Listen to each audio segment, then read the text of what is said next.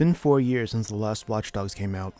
With so much going on in the tech world and no end in sight where we're integrating our lives with AI and computers, Watch Dogs Legion brings us a story where power and technology fall into the hands of someone who isn't looking out for the good of mankind. Welcome to jolly old London. In Watch Dogs Legions, you'll be playing one of many, hence the title.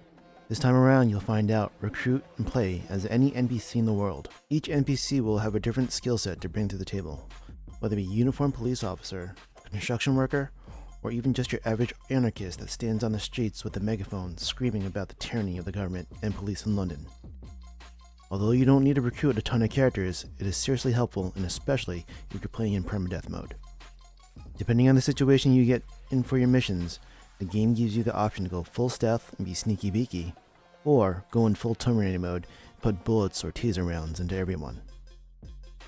As stating before, having the right character for the right situation can make it easier, such as a police officer will be able to infiltrate police departments and not set off alarms compared to an old elderly woman or a doctor.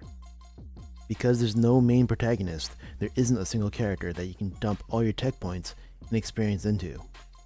Instead, they give you a pool of abilities and skills where you purchase and unlock that any character you choose to take into a mission can use.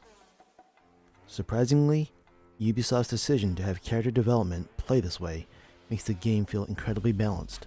Your character doesn't feel like they're unstoppable, but it definitely makes you think about how you're going to tackle a mission and who you'll recruit for future missions ahead.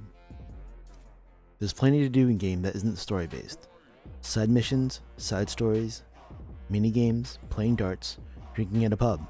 It feels like there's something for everyone. It almost feels like GTA with hacking and drones and spider bots. However, even though as great as the game it is, there are some issues with minor glitches, but having such a big sandbox to play around in, it kind of, well, can be expected.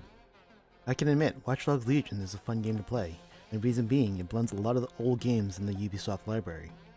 Take Watch Dogs as a base for their over-the-top puzzles, hacking, and infiltration.